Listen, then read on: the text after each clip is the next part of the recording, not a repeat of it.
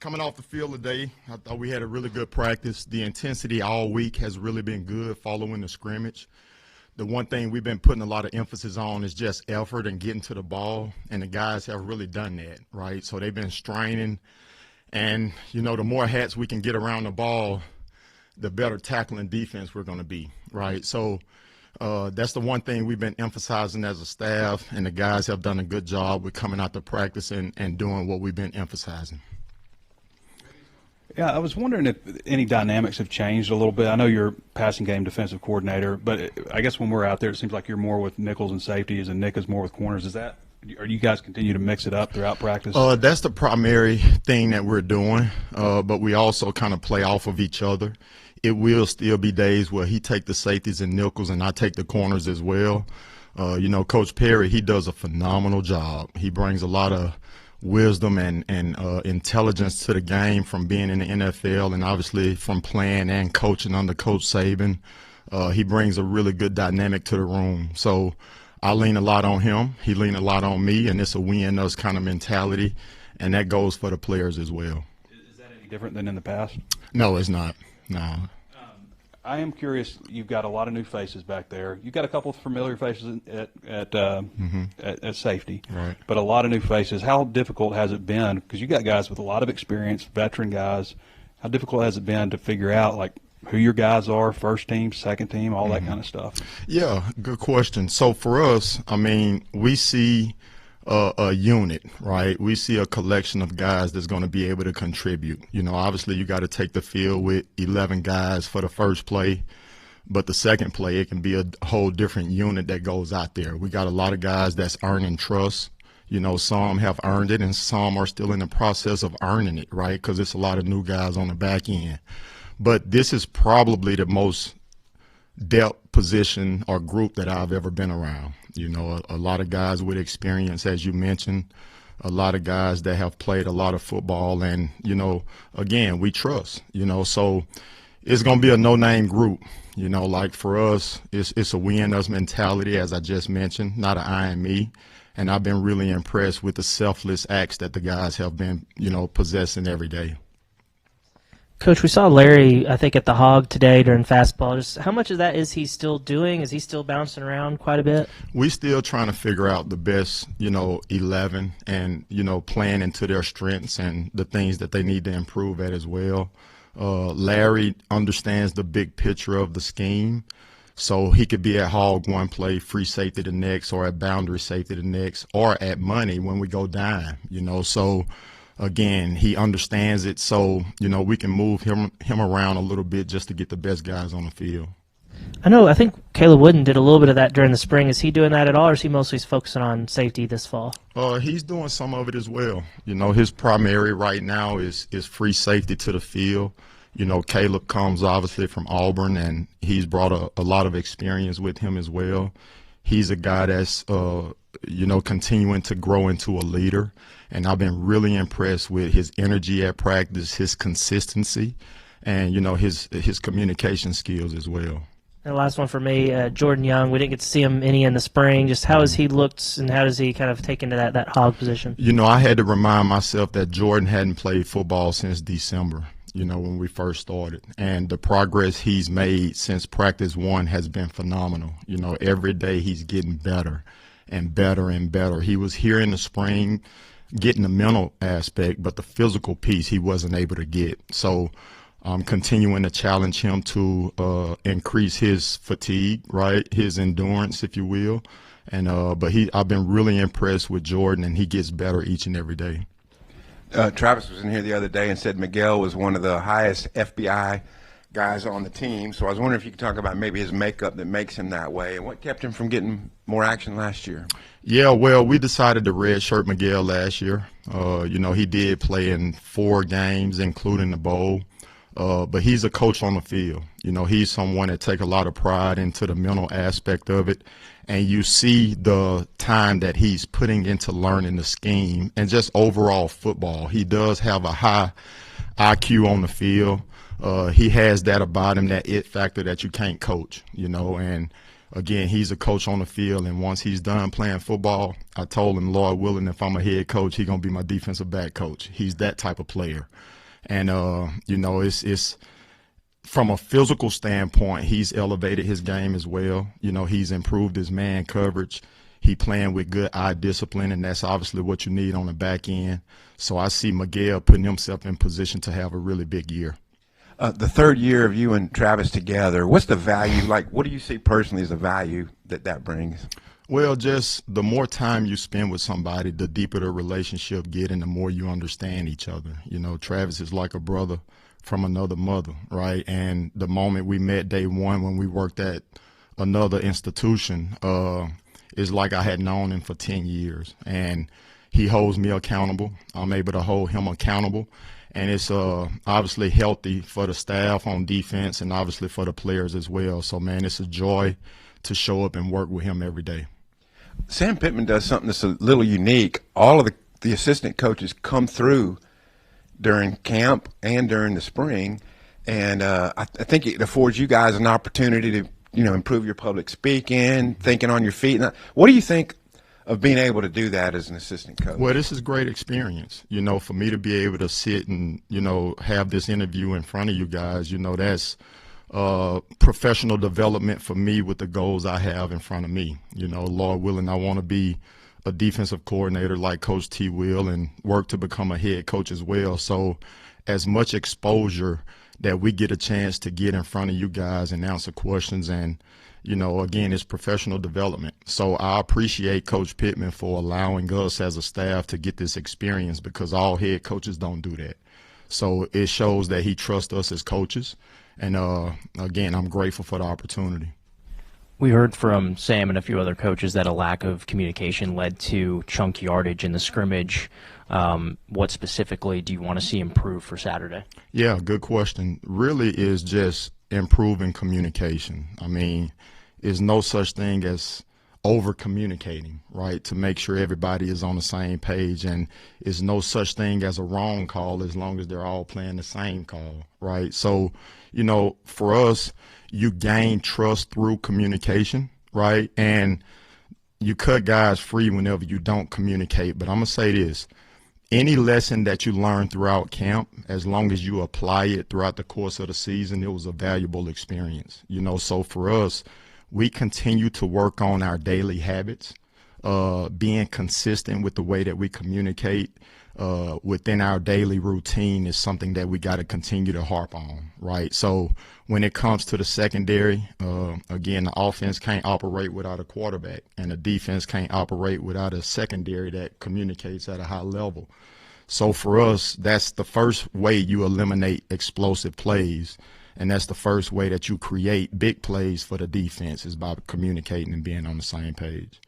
When you have such a versatile secondary, what's the coaching staff's evaluation process for maximizing talent at each position and everybody? You know? Yeah, well, you first got to learn the guys by putting them in position to do certain things and see what they do best, and, you know, the areas that they can improve in. You know, if I cover man-to-man better than you, when we getting ready to go man-to-man, I need to be in, right? So, again, it's putting your players in position to be successful. That's what good coaches do. And what you want to do is continue to work on the areas of improvement so you can be versatile and be good at everything, right? But, you know, for us, it's just about finding out who we are, what we do best, and going out and putting that product on the field. You guys played against Caleb Wooden last year. Was there anything he did in that game that really stood out to you that made him a priority once he hit the transfer portal? Or what was that recruiting process like with him? Yeah, good question. So it comes back to relationships. When Coach T. Will and I worked at Auburn, his brother played defensive end for us. And within that process, Caleb would be on campus quite a bit. And just over time, we recruited him there. Obviously, he signed with Auburn, and Coach T. Will stayed there for a year with him, and I ended up leaving, going to Florida State. But, man, just it started there, and then it went back to his production at Auburn on video once we got a chance to go into the transfer portal. So it was a no-brainer for us. Man, he's exceeded the expectations that we had for him as a staff since he's been here, and he's been a phenomenal addition to the room. And then J.J. Shelton has kind of made that transition from linebacker to safety. What have you seen out of him, and how has he progressed through fall camp so far? Absolutely. With J.J., the future is bright for sure. You know, he's a kid that loves football. He come from a really, really good program in the state of Texas. He has all the tools to be a really good player. Obviously, he's young and still learning what we're doing. He played hog in the spring, and we got him playing boundary safety now. And it's a lot of carryover from those two positions. And I've just been really impressed with what he's doing, and he will play a factor for this team this year. The overall theme that every coach that has come in this room has talked about is depth. Mm-hmm. And especially when you have as much turnover as you guys did in the transfer portal, that says something. So what does it say about the kids that you were able to retain that didn't go in the portal and the job you guys did scouting to bring the new ones in? Yeah, well, obviously it's a new day and age in college football now. Rosters are very fluid, and for many different reasons, guys enter and guys come and go. You know, so for us, we obviously going to take our time evaluating character first and foremost. They got to be the right fit as a person before they are as a player. But it starts with their film as a player. And as we go through the evaluation process, we look for selfless guys, right? Guys, obviously, that got the skill set to make us better at their position. And that's the thing with the back end right now, is togetherness, being able to come together as one. Again, having that we and us mindset, not an I and me. That's hard to do in the day of transfer portal, right? It's a lot of guys that got I mentality instead of we and us. So we went out and got guys that believe in being selfless, and we have that. And I see them getting closer every day as they go out on the practice field and work together and create, you know, some camaraderie within the group. So we got leaders in the room. I'm so excited about this group, man, and I love seeing them come out every day to get better. You know, overall, with it being so easy for kids to leave, especially if they're not playing right away, are you finding it now that kids want to compete less, or are they still as competitive as they were when you played? No, they still competitive. You know, everybody, including myself, want to be held to a standard. They want to have structure, and they want to be held accountable. Those three things will never change regardless of the illusion that the transfer portal gives, right? So as long as a young man understands that you're getting them better to achieve their dreams and goals, I believe it's a less chance that they'll go into the transfer portal. You know, obviously the revenue sharing now and the decision you make in the investment of the player plays a factor. But at the end of the day, it got to be a long-term, right, type of mindset, not a short term, when it comes to not making a decision for the now, but for the future when it comes to being a player. So all of their goals are to make it to the NFL. And as long as you as a coach are producing that, I feel like you got a chance to retain your players and keep a good room. And last one for me, you mentioned wanting to be a head coach, and so much has changed. You know, we've been mentioning so much has changed in college football, but with the portal, with the revenue sharing, and it also being a different job, you don't get to do as much one-on-one. You don't get to do as much coaching, you know, one-on-one instruction as a head coach. Why is it still so attractive to you or attractive to anyone that might be in your position? I think it's all about how you structure your staff and your daily responsibilities. I don't think it's less coaching as a head coach. I think you could still coach as much as you did as a position coach. And you just got to prioritize, right, what's important now, right, and focus on that task at hand in front of you at that point. So, again, you got to be yourself. Obviously, you got to be able to delegate things to certain people and have people in place that you trust to get the job done. And as long as you do that, I still think you can coach as a head coach like you did as a position coach. That's why you see Coach Pittman coaching the offensive line with Coach Mateos every day. But I understand it's a bigger, a broader view from that seat, but I still think you could be involved with the daily coaching and the meetings and everything that goes with it. Sam and T. Will have made it clear you guys want more takeaways. Are there characteristics that make a good takeaway type team, and what are they? I just think it's what you emphasize as a coach. You know, you're going to get what you emphasize. And in terms of the back end, when we pursue the ball, we pursue it to go get the ball, not to necessarily to always make a tackle. So it's about the ball, it's about the ball, and it's about the ball. That's what the game is about. So when the ball is in the air, we want to go and get it. And then when, it's a run play, we want to go and force it out. So our desire to get the ball out has to be greater than the ball carrier wanting to secure it, right? And when the ball is in the air, we got to want to go and get it more than receiver. And at the end of the day, if we can get the ball back to the offense, to Coach Petrino and the guys, we'll be an elite team. We were undefeated last year when we won the turnover margin, right? But when it was tied or we was -1, we didn't win a game. So the obvious is that we need to get takeaways and we need to protect the ball. Nick was in here the other day and said the safeties have done a better job at that point of getting turnovers. Who I know you guys track it all. Who's doing the best job at getting turnovers? It's a collection of them all. It's again, like, I believe in having a no-name type of secondary right now. It's about we and us. If Larry Worth get one, Miguel Mitchell got one, right? Like, so it's about the unit. It's not necessarily corners, safeties. It's the Hogs defense, right? So regardless of who get it, we got it, and the offense got the ball now. When you look at the secondary, it's just big, a lot of big guys. What kind of led to that kind of shaping the room with a lot of size this year? Well, you'd rather 6'2" than 5'8", right? Like, this is a grown man sport. This is a league that you got to have length, and this is a big man sport, right? It's a physical game. And we were able to go out and find guys that fit who we are, that has length to go with it. And, we are bigger. And as a coach, it feels a little better getting off the bus and taking the field when you look the way that we look than the alternative, right, the other way around. So I'm excited, man. It's still about production. Like, I don't want to look big and not play big, So for us, it's just about getting them coached up, man, and playing as big as they look. And right now we're headed in the right direction. Is this the biggest secondary you've ever been part of? It is, man. I've been fortunate to be around some big ones, but when it comes to top to bottom, this is the biggest one that I've been around.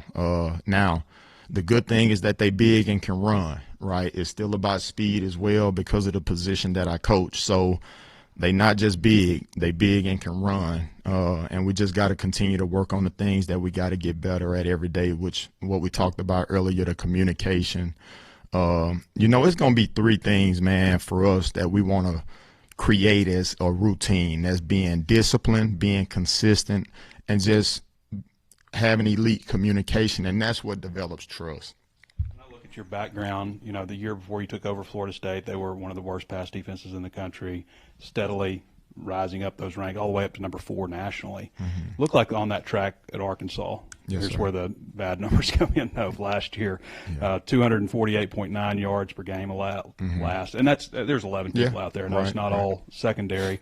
More plays of 40, 50, 60 yards given up.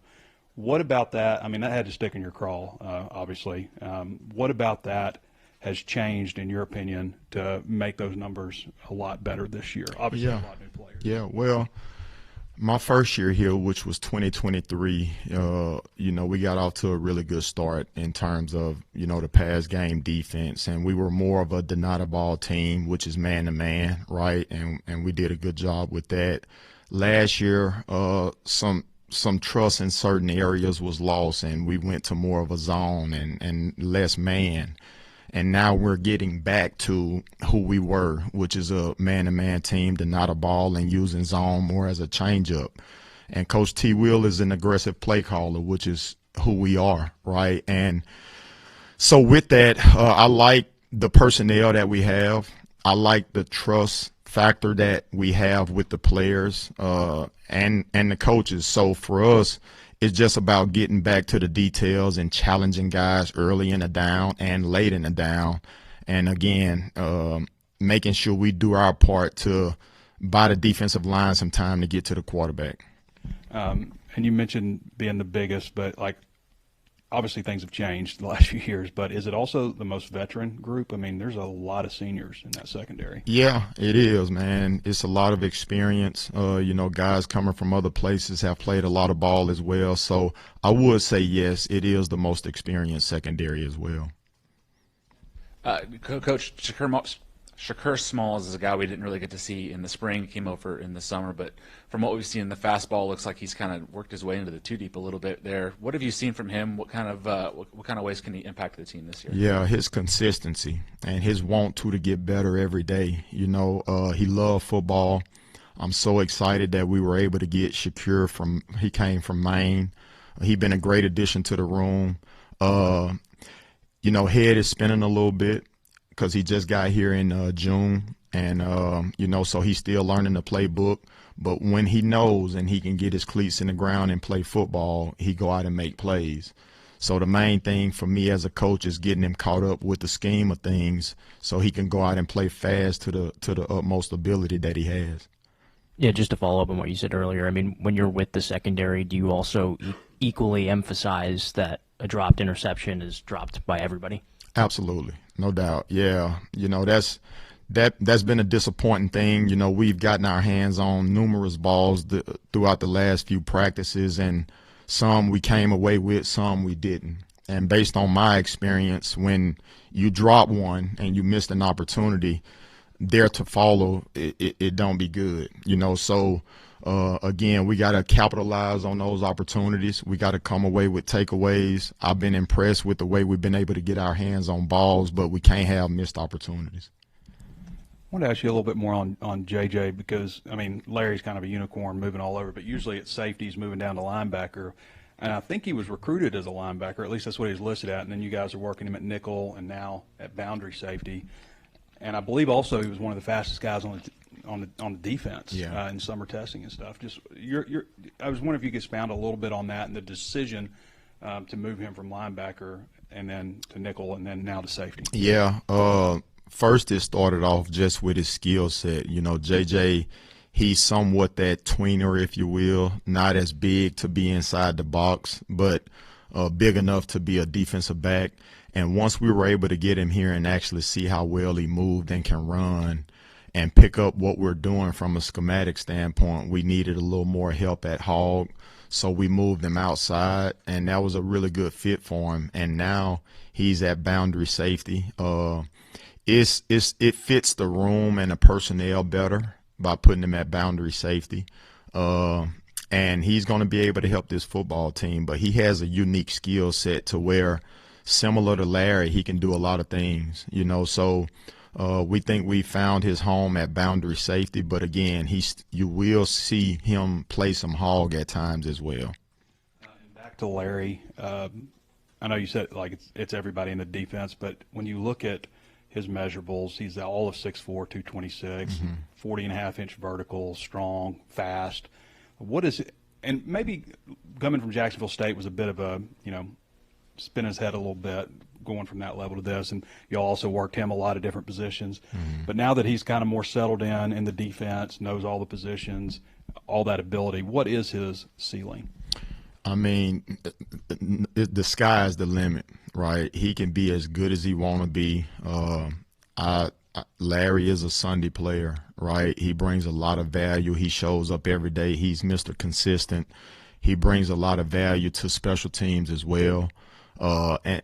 More than his physical attributes, his desire to get better, and he got a coach mentality, and it blends into the rest of the room as well. Whenever he come in and sit up front, he bright-eyed, ready to take notes and get better. The J.J. Sheltons and the Taj Overtons of the world gonna follow that, right? So his leadership has really been good. Again, he still got a lot of things that he has to improve on the field with being consistent with his eye placement and things of that nature. But, I'm so excited to coach him, man, and I think he'll play a long time on Sundays for sure. What I also noticed in the spring, starting in the spring, was I started hearing his voice at practice more. Was that something you guys talked to him about, or was that just something like he naturally took over? Yeah, it's in his DNA, that, and in addition to us emphasizing it, he go out and communicate at a high level. It's more clean football when he's on the field and not, right? So I'm really impressed with the way that he communicates. Volume reflects confidence, and you hear him when he's on the field, right? So it's been really good, but again, he know what he's doing. And when you know what you're doing, you can communicate with confidence, and that's why you hear him with his volume on the field. Coach, going back to Miguel Mitchell for a second, I don't know if we ever found out why, but he didn't play the first half of the season, but whenever he was able to play, it seemed like he got in right immediately and even started a few games for you. I mean, what's it say about a guy that, even though he's not able to play, he's still locked in and still able to contribute whenever he's able? It says a lot, right? It's easy to lose the mental focus within, the day-to-day routine when you're not actually playing on Saturday. But he was always engaged, always helping out the younger guys. And because of his involvement at that point when he wasn't playing, he understands what we're doing just as well as myself, right? So he's able to go out and play fast. He got all the physical attributes you want as well with the mental to go with it. So his production so far this fall camp has been at a high level, and I just can't wait to see him take the field on August 30th. Coach, appreciate it. Yes, sir. Thank you, guys.